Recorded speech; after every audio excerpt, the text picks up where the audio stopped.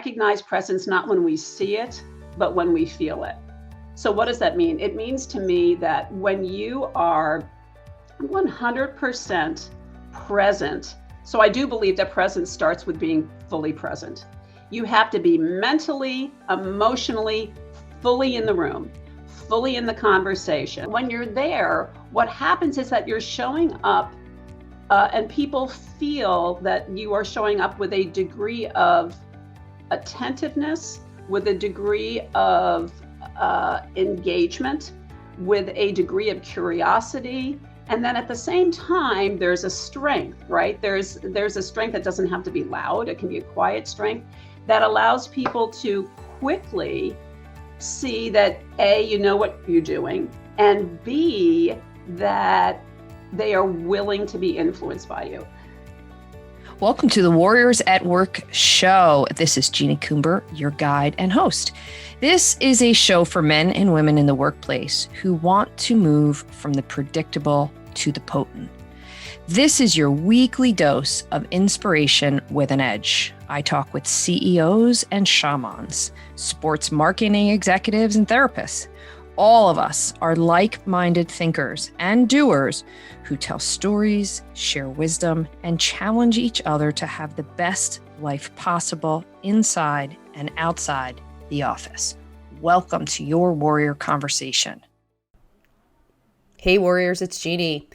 Coming in hot is a re-recorded conversation with my mentor, Amy Gonzales, on what is presence and why does it matter. This is the most listened to interview I have on the platform. So I thought it would be a great opportunity to re-record it, give some updated perspective on what presence and communication skills have looked like since COVID, where we're in a very hybrid world. This conversation will not disappoint, so get your pen and paper out. It's me and Amy kicking it around presence. Amy Gonzales, aka the Presence Whisperer, is here with me. Thank you so much, Amy, for being here with this conversation. Our favorite subject. I'm so fascinated by your career, your history. I've obviously known you for a long time, and I was doing the math, Jeannie. It's a while. And just to be a witness to the gifts that you bring the world and how you really help people show up better and stronger and more aligned with their skills is really something to behold. And so I want to get a little bit first into the story of you. Like, why were you drawn to this work around communication and influence? Obviously, you're steeped in leadership development experience, but specifically, why this work? I was talking about this when we did a version of this a few years ago, and I was listening, and the same reasons just come to me as well, Jeannie. There's really two things. The first is that I think we're all drawn to the work that we need. Right? And so when I start to think about early in my career, I spent so much of the first half of my career trying to show up with being taken seriously. And that had to do with the fact that I was promoted early and I felt like I had to always prove myself. So I always leaned on showing up with, I need to be strong. I need to be serious. I need to be the one who is taken seriously because I'm young and I need to compensate for that. So there was a piece about the work that I was doing then, both for myself and then even when I was doing management and leadership development, trying to teach women in particular, you need to be powerful, you need to be stronger, you need to be taken seriously. And there was an element then that didn't allow me to show up as relaxed, right? I was just always trying so hard to be serious and going what I would always say business formal. So at the same time, so that's one piece of it. And I kept being drawn to it because the second thing that happened is I crossed paths with a woman by the name of Pat Kirkland, who was my mentor and really did the very first work around leadership and executive presence. many years ago, I'd asked Pat to come on in and do a session with women that I was leading a group of women. And we were talking about communication. And she started to really dig into this notion before Amy Cuddy did, before Sylvia Hewitt did, around presence and why it mattered. And she started to create this notion that presence was not just about being strong. She started to use the term, and I think HBR coined it a while later, about being likable. And I know that I told you I just bristled against this notion of likability. Part of it is the New Yorker in me. I wanted to be able to, hey, I don't need to be liked. I need to be respected. So through a series of funny stories that I won't go into now, I started to really notice that when I was at my most relaxed, confident self, that there was a level of more authentic engagement that happened with people, and I was better. And so it was then starting to break it down. And I will attribute a large amount of that work to what Pat was doing and my coaching with her over the years, and then continuing to just become a student of presence myself. Bottom line, right? Bottom line, I think we all have this ability to, when we are at our best, to show up with presence. We also all have the ability to get in our own head and get in our own way and then just start to fall apart. So I think what I'm really drawn to is helping people understand, how do they show up more consistently at their best? How do they get rid of the crap that's going on in their head to allow them to be, I mean, honestly, fully present, fully engaged in the conversation in the room in a way that people feel the difference. Yeah, we're going to talk about the noise. Yeah. The noise that gets in the way. Yeah. So let's start this process, if you will, by let's define presence. Yeah. So what does it really mean? Because it's thrown around a lot. It also feels very nebulous. It's something that people have a difficult time understanding exactly what it is. So what do you think it is? There are so many definitions of it. And I was just reflecting, a lot of people talk about gravitas and that it factor and the elusive quality. I really do believe that presence is, we all recognize presence not when we see it, but when we feel it. So what does that mean? It means to me that when you are 100% present, so I do believe that presence starts with being fully present. You have to be mentally, emotionally, fully in the room, fully in the conversation. Which is very, very hard, by the way. It's really hard. And I think, right, virtual environments make that even harder.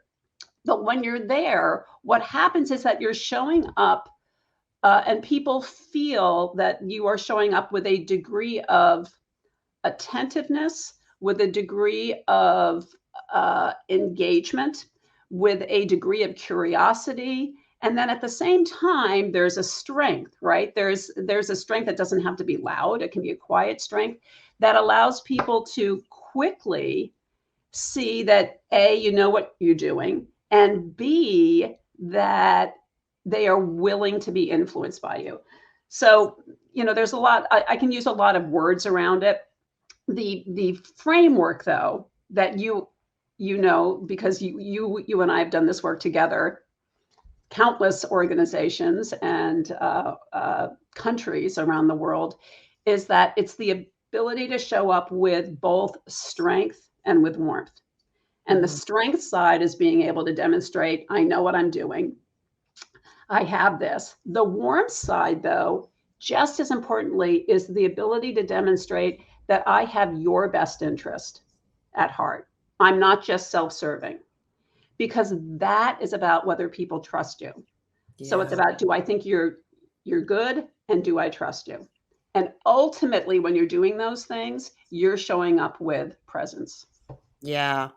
And one of the most interesting things about that is when you're coaching somebody is seeing where they swing, where they're overplaying competence or overplaying connection, and taking them back into what is your most effective self look like, feel like to you Mhm. and to your audience? I think it's Right. it's one of your extraordinary gifts is your ability to attune to that. What do you notice the differences are from a gender perspective or from a cultural perspective? Well, the gender perspective, so I'll start with this. The behaviors that are universally seen as being able to demonstrate strength, and we talk about strength as sort of a set of competence behaviors, and then warmth or engagement, which is a series of what I refer to as connection behaviors. They're consistent. They're meta behaviors that go under gender, they go under culture. What's different though for women, and I think why women get frustrated, is as women are going up, they have what is called a narrower band of acceptable leadership behaviors that they can display, right? Display behaviors. And they get course corrected earlier. So while let's say some men can show up with very high confidence and not a whole lot of warmth, they can still be seen as effective. Or a lot of warmth and not as much confidence and still see as effective. Women tend to get feedback sooner. Now, the truth is, there's some good news in that if you get feedback earlier, you also start to recognize that when you're at your best, when you are being able to, and it feels effortless, by the way, you know this, right? When we're at your best, we're not thinking about it. We are just easily and naturally, we joke about that. You have those days or those moments where you feel like they should pay me more. Mhm. I am on fire. There's also times then when you get in your head and you just start to feel like I'm overworking it. So the women that we work with tend to there's a lot of them, I believe, that, like me, tended to always feel like I can't show up with my full personality intact. I need to not be as warm. So I Mm. will do more things that either show me as very business formal, or when they get nervous, they start to do things that downplay. They don't want to come across as overly aggressive. So they downplay their competence, but they do it in a way that unfortunately is seen as less than credible. It derails their credibility. Culturally, there's only a few things that are different really around the world, and we've had some fun stories from being in wild places doing this work. The really only cultural differences is that how eye contact is different, a Mm. little bit different around the world. The sense of personal space can be different around the world. And the ability to, I think, how gender roles play out in parts of the work that I do in Asia is really interesting as well. Ultimately, though, when no matter where we are, whether it's Japan, whether I'm in Taiwan, whether it's India, whether it is Europe, whether it is South America, your ability to be able to really balance your strength and your warmth starts to really overcome what can be some natural gender or cultural bias and allows you Mhm. universally to be seen as both influential, persuasive, and credible. Mm. And obviously, when you first started doing this work, it was the world of in person, Yes. right? Yes. So, one of the things that we both had to do pretty quickly is during COVID is like create a virtual model around this. So now 2023, it's hybrid. You're actually having Mhm. to do both. So, Mhm. what shifts? So, when you think about the competence, the connection model, and really all the work around helping people show up as their most effective and powerful self, what were the shifts that you noticed as we transition to this hybrid world? There's been a few. The one thing that I think was really tough, particularly in the beginning, is people, and it's still hard, people in a Zoom environment, particularly if there is, whether you have cameras on or not. First of all, there is more distractions. I think when you're sitting here watching yourself on camera is really distracting, right? And so when I'm working with people on Zoom, it is around, hey, turn off the self view if you just find yourself spending too much time getting distracted by what's going on appearance wise.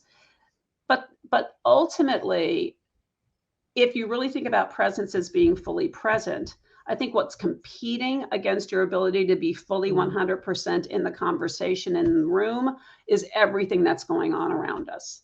It's the email messages that are cropping up on your computer screen. It is whatever's happening in your space at home.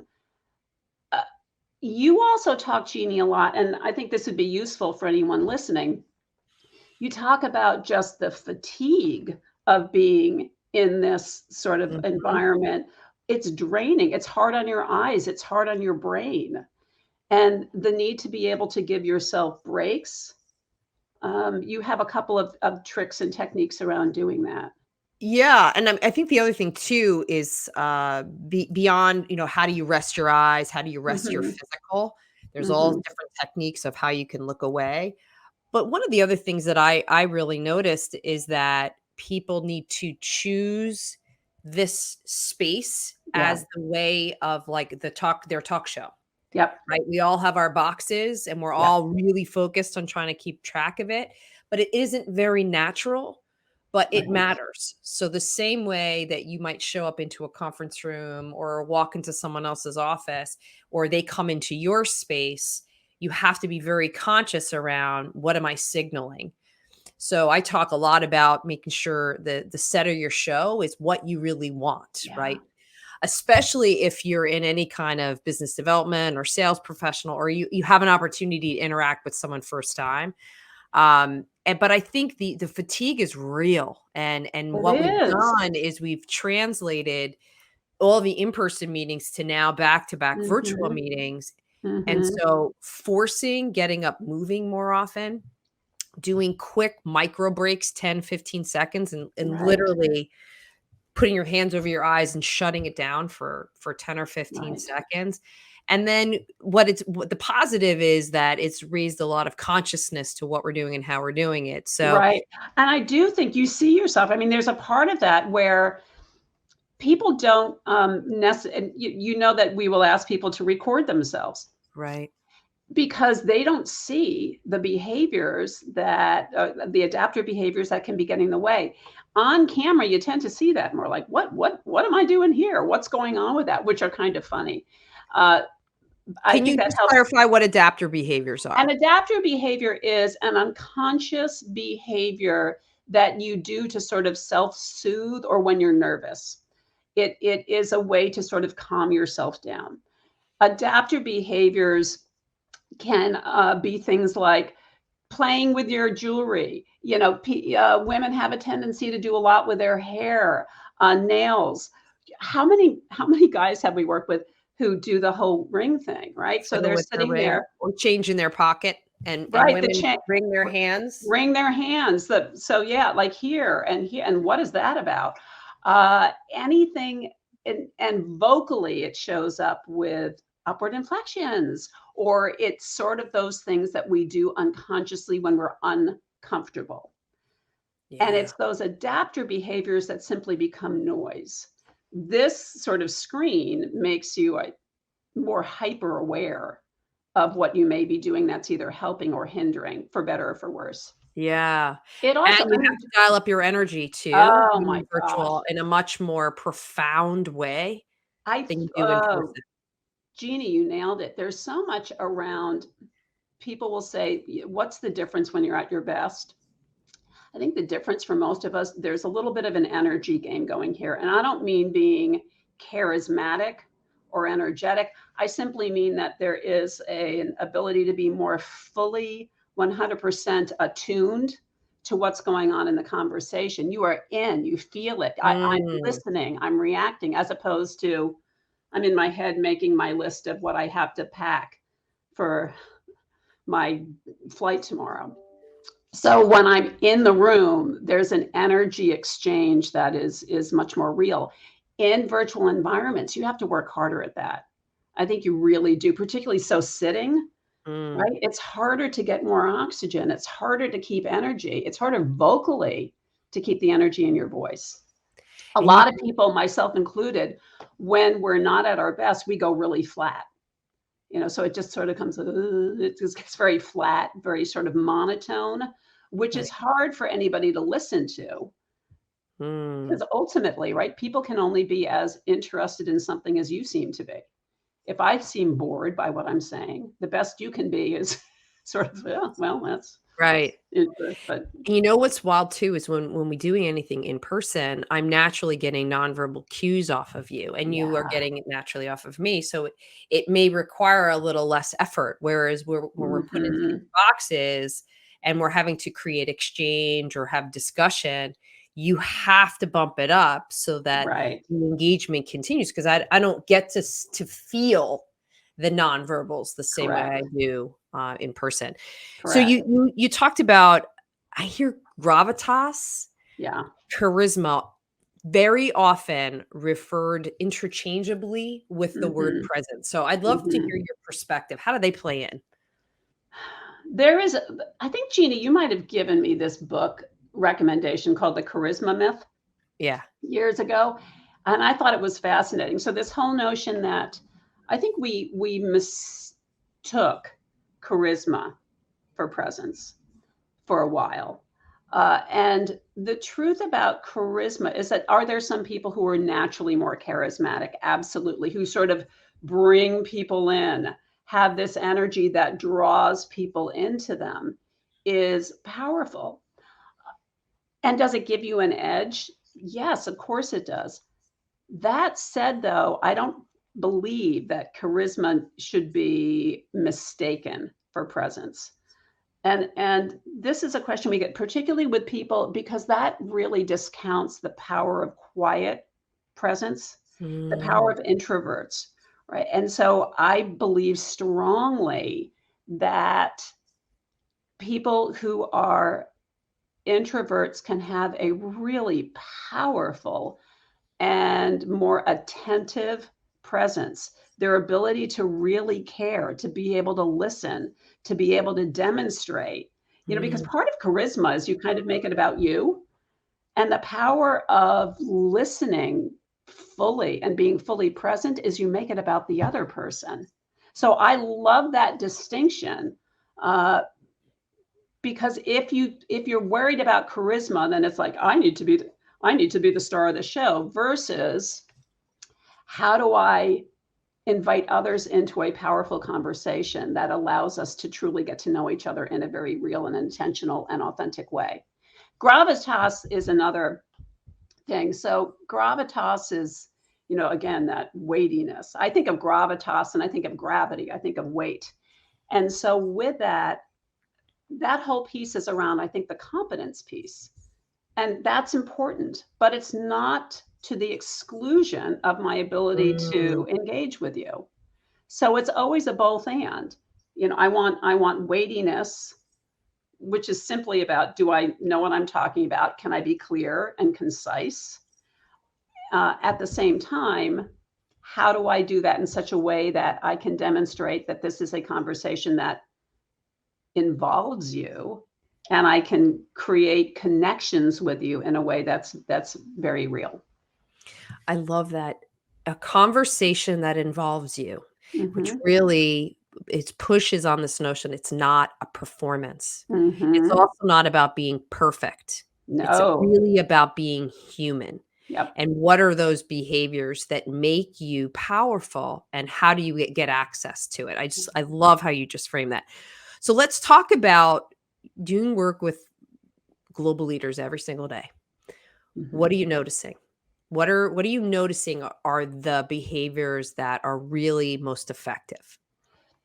The behavior, well, part of it is that presence looks different on everyone. There is not a one size fits all. So I almost hesitate to go, this is the most important thing. It is, what is it that you do when you are at a place of relaxed confidence? Mm, When you're at a place of relaxed confidence, how do you show up in a way that is more open, more authentic, and really more engaging. So the global leaders that we work with, some of them, it's simply about dialing up. It can be something as simple as dialing up. Part of it is the energy piece, right? So in a virtual environment in particular, if they're trying to persuade or influence others, we get into our own head and we want to tell here's why you need to believe me, versus let's talk about why this is important, not just to me. Let's talk about why this is important to the organization. Let's engage around this topic.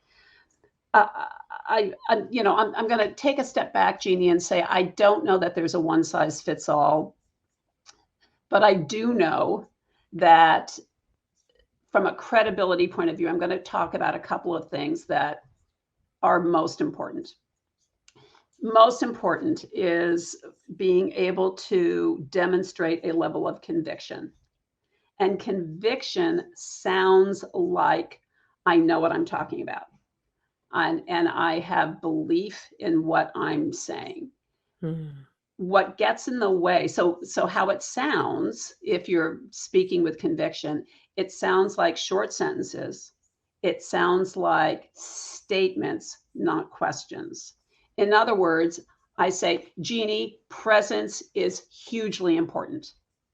And it's important for a couple of reasons. Versus, Jeannie, presence is important. And it's important for a couple of reasons. So I can say exactly the same thing, but if I do that upward inflection thing, I lose all of my conviction. I lose my credibility. So one of the things that's, no matter where you sit in the world, is people recognize conviction as not tentative, as being delivering things with what we call a downward inflection versus an upward inflection. It's something that women tend to struggle with more than men. That's number one. The second part of it that I would say on the other side, on the warmth, on the connection side, would be about really talking with people versus at them. What you just said, Jeannie, about it's not a performance, it's a conversation. So the quicker I get out of presentation mode, and the quicker I simply get into conversation, human to human with you, the more that people just respond from a very primal perspective.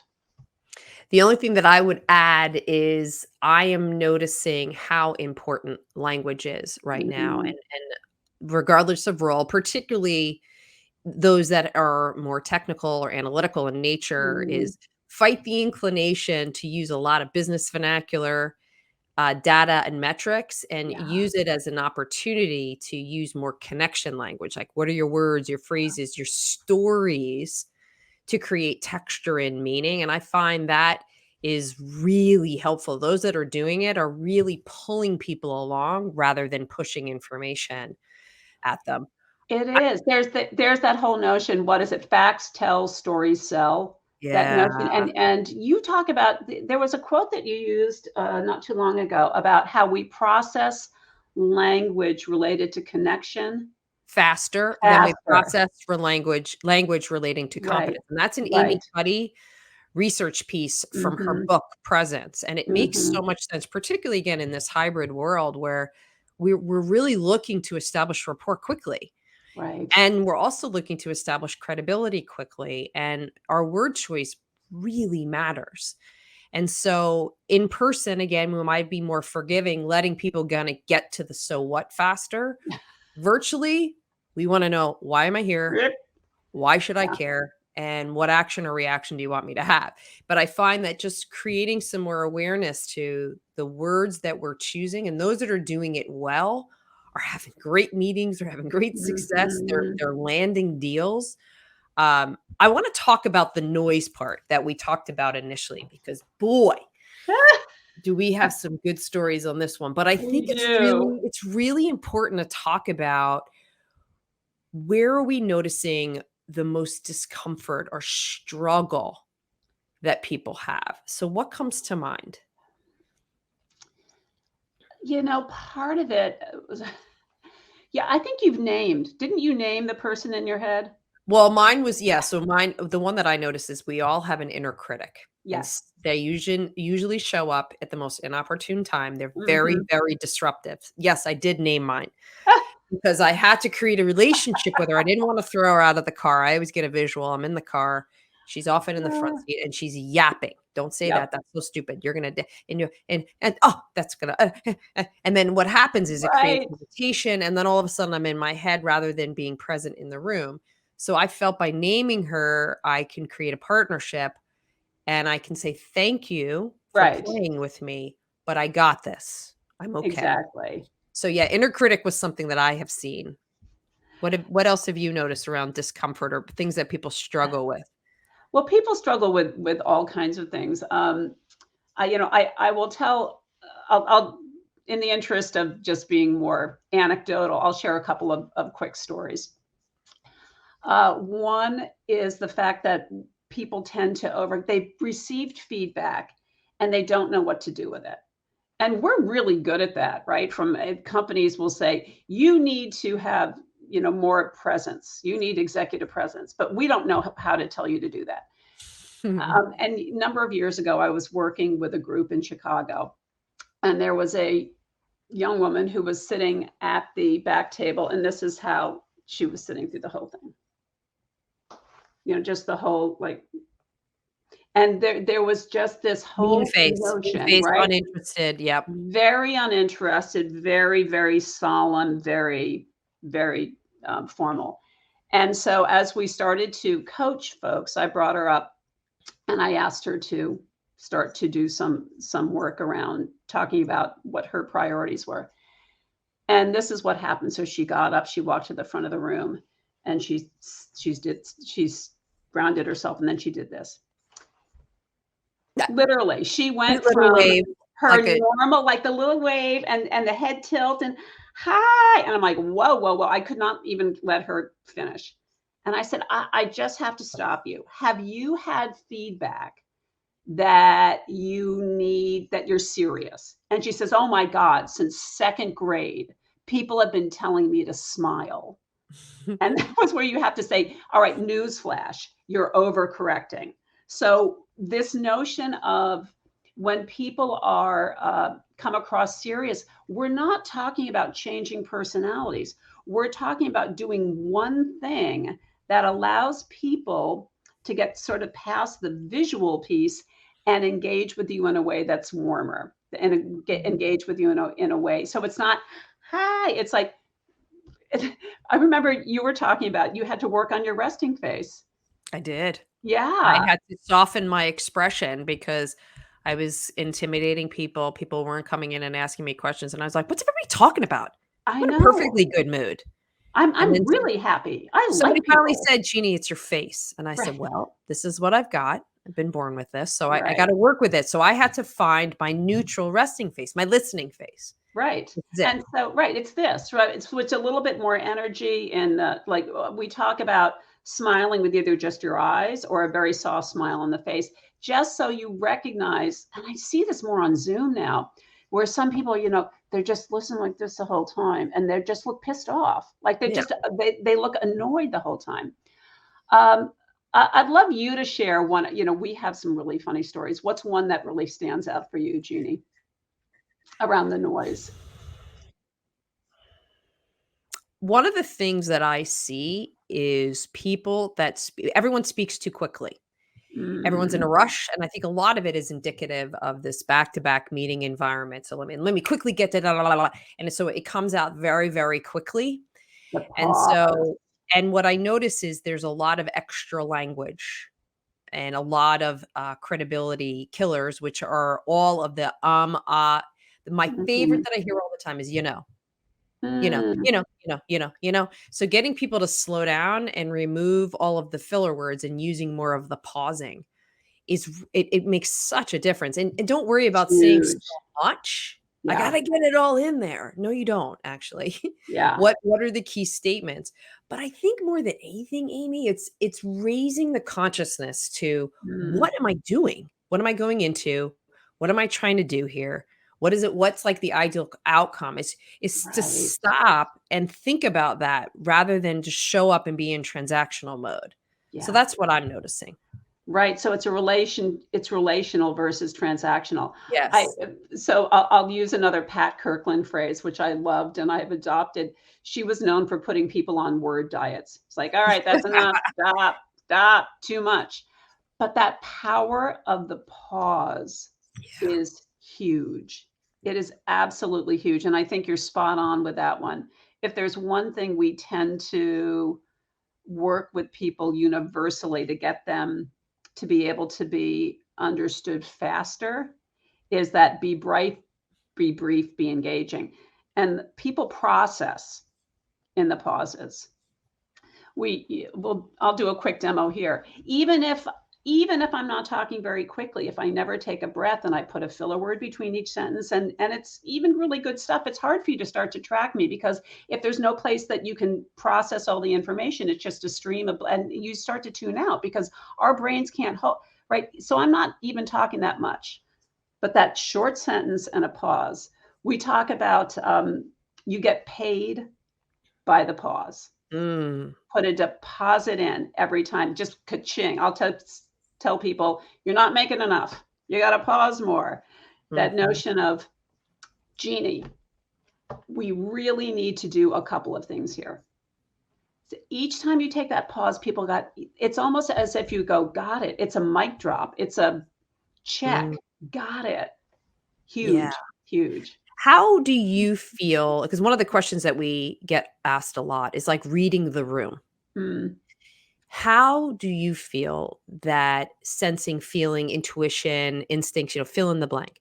How does that play into presence? How do you attune yourself to situations and people in a way where you don't become something you're not, but that Right. you're attuning yourself to what's going on? Is the question, Jeannie, about how do you not overreact to what other people are doing, or how are we reading other How do you read people? the room? How do you read the room? Because I get asked a lot is, well, I'm going into a room and everyone's super serious and everyone's Yeah. business formal. But I one of the things that I push back on is it's not about becoming something that you're not. No. It's are you attuning yourself to what's going on in the room, but not becoming the room? Because then that Right. will throw us off. That's when also we start to manufacture things that aren't real. So how are you noticing words like, again, sensing, feeling, fill in the blank, intuition, instinct? How does that play into this? I think it's a really interesting balance, because as you say, you have to be sort of aware of the room, and Mm, part of it is an energy it's an energy game. And if you come in to a room that's somber, for instance, with, mm, "Hey," then you show up there is a lack of sensitivity to there could have been something going on in there. So, there is where you play with it is I always think about the fact that I get to set the tone. mhm. I get to set the tone for what's happening in the room. And let me give you my favorite story, which is when I really realized for the first time I was accidentally successful when it came to energy. Very quickly, I was in a sales business relationship role.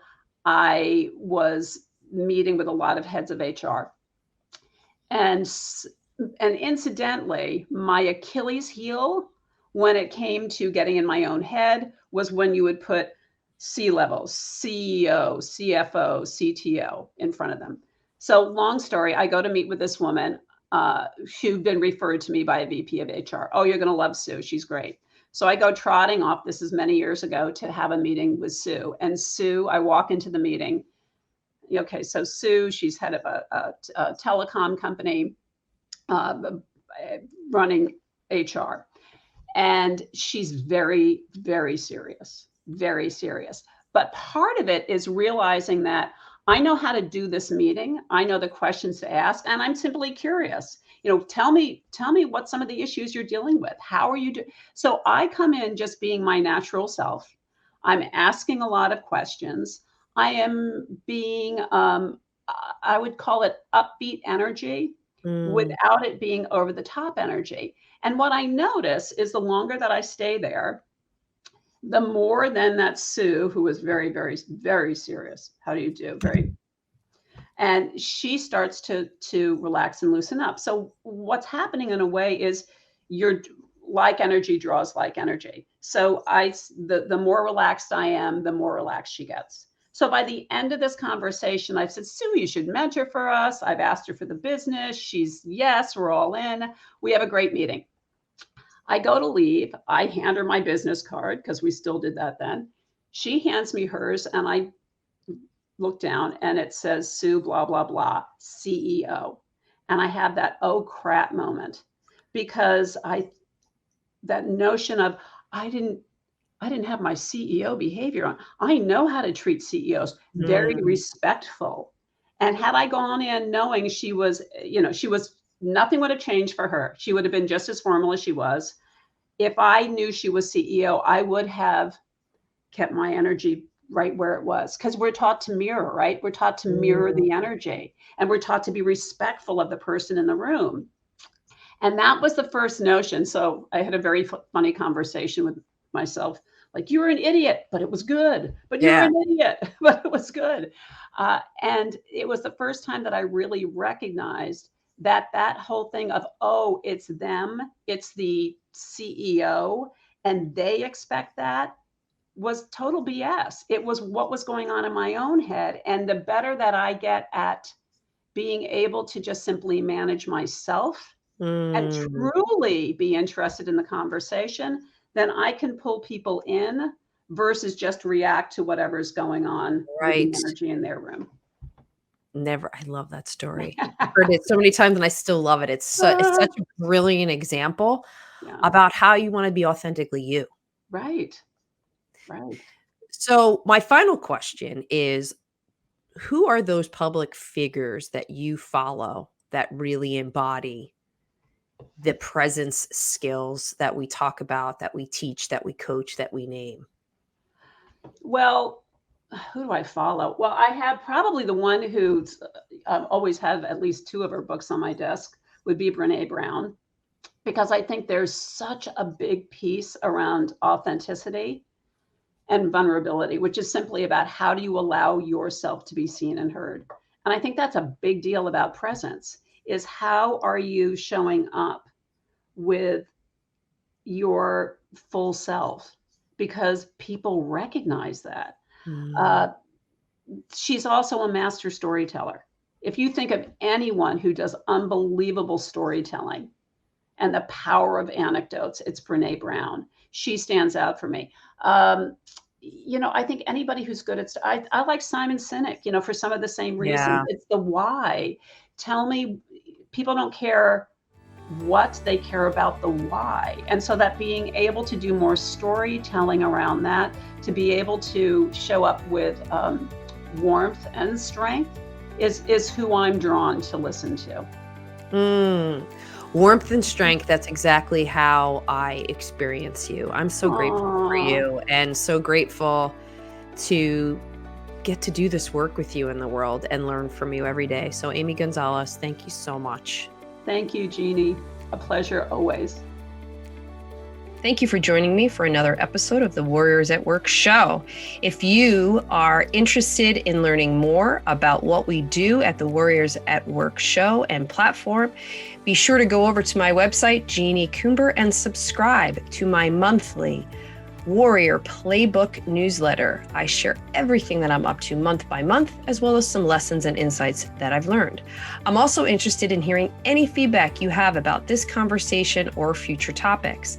So reach out to me directly on jc@jeanniecoomber.com or on LinkedIn.